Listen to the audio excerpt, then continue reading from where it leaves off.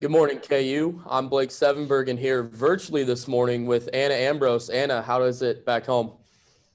Thanks for having me again. I'm quarantining for the next 2 weeks, so we'll see how this goes, but trying to make the most of it as possible. So here we are. Yeah, obviously little tech issues for us this morning, but we figured it out and here we are. Great. Yeah, that's great. And so in campus news and entertainment news, actually, 3 beachgoers are now suing Cardi B and Hennessy after a confrontation in New York went viral. KUJH reporter Jordan Nicole has the story. Out of you. Move your vehicle out of it. Cardi B and Hennessy allegedly sued over defamation of character. Video of confrontation between Hennessy and 3 beachgoers went viral. The incident occurred at Smith Point Beach, New York, over Labor Day weekend. The WAP singer tweeted about the incident to her 14 million followers, even though she was not present. The tweet mentioned Trump supporters going after her sister. Manuel Alacron says the video portrayed him incorrectly. The video is chopped up to make me look bad, to make Pauline look bad, to make Pete look bad, and it's ridiculous. I'm upset. I'm in fear. Here's what Alacron's attorney, John Ray, said. These folks are in real fear for themselves from what can be done to them by these people. And they are defamed and their reputations destroyed. Reporting from KUJH Entertainment, this is Jordan Nicole. With the current pandemic restrictions, many students have not had the opportunity to spend much time in the newly renovated Stauffer Flint Hall. KUJH reporter Emily Johnson took a recent tour of the journalism building. I'm standing outside of Stauffer Flint Hall, which was originally built in 1952. In 2019, it underwent a $5 million renovation. 2020 brought the students back into the school, but sadly was only able to be used by students for a few months before students having to return home for COVID-19. I want to give you a look inside of what the journalism school looks like during the pandemic. The majority of classes are online, but there are a few in-person classes for students. There's also a tent now outside the journalism school for students to be able to study and work on homework outside. And there's even some classes that are working outside as a whole classroom. I'm currently standing outside of the front door, which was a large part of the 2019 renovation. Sadly, students aren't allowed in these doors right now and have to enter on the side of the building, which we will show you next. Now, students and faculty have to enter through the side door as it's the only entrance into the building. Right when you enter, there's a CV Key app, which allows you to monitor your symptoms and who you've been in contact with.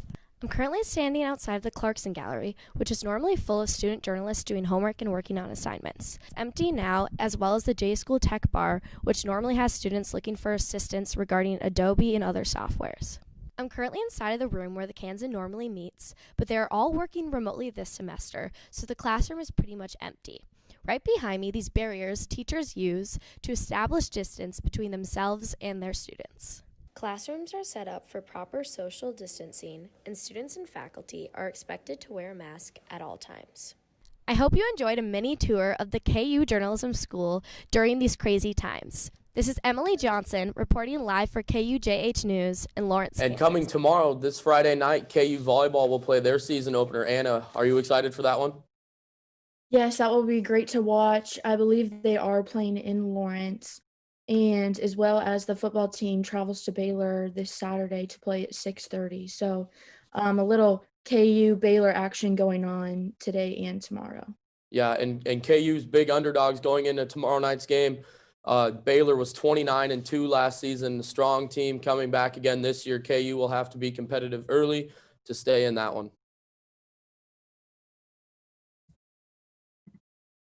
Awesome. And with that, we will take a short commercial break and we will be back with an interview. Where you go to college makes a statement about you. This place will become a part of you, your identity for life.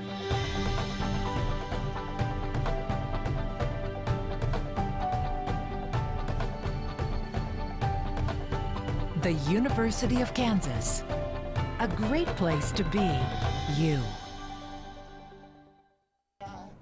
Hello, welcome back. My name is Kennedy Kavinsky, and I'm joined here today with by Jordan Nicole. Jordan, we just saw your package about Cardi B and the Hennessy scandal that happened. Can you tell us how you made that package and just the process that went into it and whether you enjoyed it or not?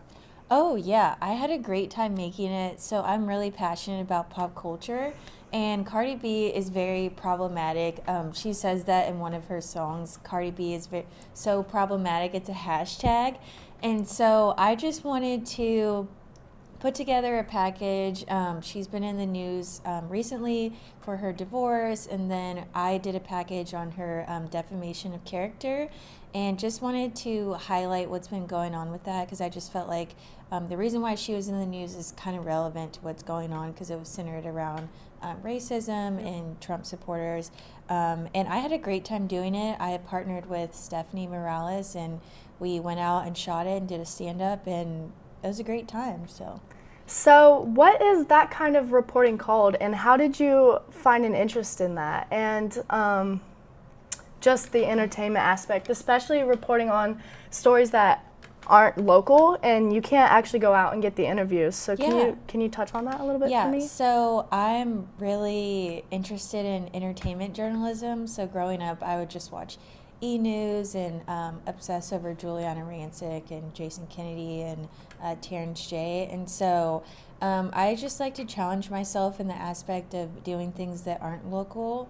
And I think it's really cool to just get other people's perspective locally about bigger stories. So that's pretty much it. It is a very interesting route in journalism. And so at Stauffer Flint, at William Allen White here at KU, what kind of, actions can you take here to get involved in entertainment reporting as like a post-college graduate?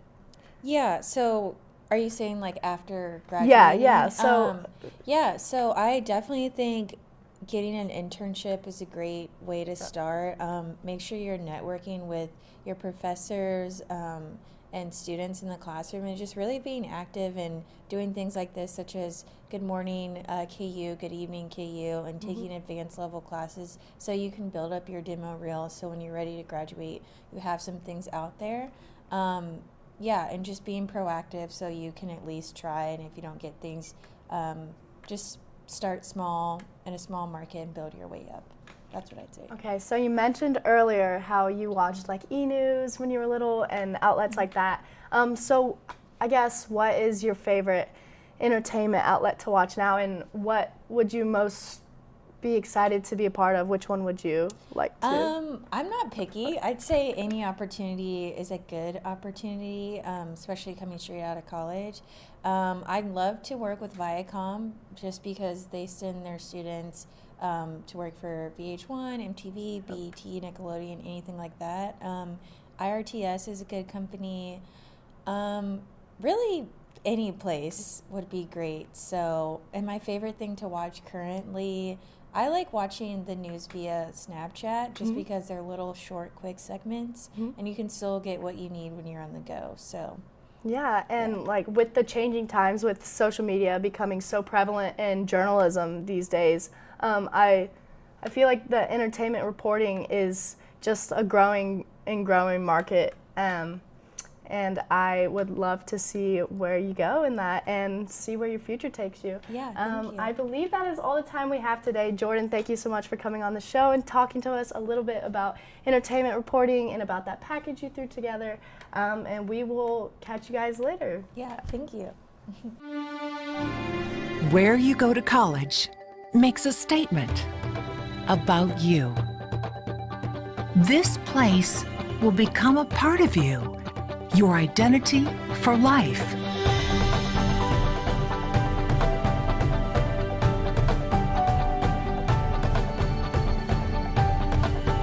The University of Kansas, a great place to be you. Welcome back. I'm Shamaria, and this is your Thursday Good Morning KU News Update. As we enter the first week of this fall season, the U.S. hit a grim milestone, surpassing 200,000 COVID-19 related deaths. Currently, Douglas County has reported nearly 3,000 active cases and 10 confirmed deaths. Leading health experts advise the continued use of masks and social distancing precautions as spikes in cases are to be expected. In related news, the KU student organization, the Jayhawker Liberation Front, hosted a die-in protest in front of Strong Hall last Friday afternoon, calling on KU to close campus after video surfaced on social media of two large social gatherings near the intersection of Mississippi and 11th Street. KU's administration spokesperson, Aaron Barcone-Peterson, has yet to make a statement. With just over 1 month until the presidential election, eligible voters need to take a closer look at the facts. In the first of a three-part series, KUJH news reporter Matt Michie gives us a closer look at the Supreme Court nomination process. With under 6 weeks until Election Day, there are endless factors that could change the future of American politics as we know them. In a three-part series, I'm going to take a look at some of the most pertinent issues before the Election Day arrives on November 3rd. And this week, we're going to be taking a look at the Supreme Court nomination process. President Trump said he will announce a Supreme Court nomination following the death of Justice Ruth Bader Ginsburg. After any Supreme Court justice dies or retires, the sitting president nominates a new justice, and the Senate must confirm the nominee with a simple majority. However, with the general election just under 6 weeks away, Democrats and Republicans are in a fierce battle over the nomination's timing. Democrats argue that any nomination process must be delayed until after the election so that voters can decide which president and Senate gets to choose the nominee. Joe Biden had strong words for Senate Republicans and Trump. In the middle of an election, by the time that vote comes up, if it comes up, there will have been close to 40% of people have already voted. It's a violation of the spirit of the Constitution. Meanwhile, Senate Majority Leader Mitch McConnell said he has every intention of proceeding with the nomination process. Senate Republicans have mostly fallen in party line. Even Senator Mitt Romney, who has previously been accused of placating to Democrats by the president, said he plans to confirm Trump's nomination in a tweet on Tuesday morning. Some Democrats have accused the Republicans of hypocrisy.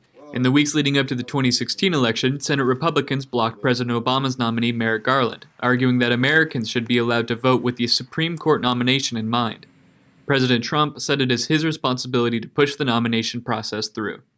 I'm just doing my constitutional obligation. I have an obligation to do this, so I would rather see it before the election. President Trump is expected to name his nominee this Saturday. For KUJH News, I'm Matt Michie. After months of investigations and protests following the fatal shooting of former Louisville EMT Breonna Taylor, a Kentucky grand jury indicted one of 3 officers involved in her death. Former officer Brett Hankinson was indicted on 3 counts of wanton endangerment in the first degree after openly shooting through a window in Taylor's apartment complex. As many are left outraged by the grand jury's decision, the city of Louisville has been placed under a state of emergency in anticipation of violent protesters. Carol Baskin, a controversial animal rights activist from the popular Netflix documentary Tiger King and the latest contestant on the newest season of Dancing with the Stars, has been sued for defamation of her missing husband, Don Lewis. The lawsuit filed by the Lewis family claims Baskin was complicit in jokes about her former husband during appearances on Dancing with the Stars and Good Morning America. As part of the lawsuit, the Lewis family is seeking additional information on the whereabouts of Mr. Lewis after his mysterious disappearance in 1997. And that will wrap it up for today's newscast and our show. Jade is homesick, but a quick look at the weather forecast says we can expect a warming trend through the weekend. With a high of 92 degrees on Saturday, we have a chance of rain on Sunday, and temperatures should drop back down into the 70s for the beginning of the week. Have a great day, Jayhawks.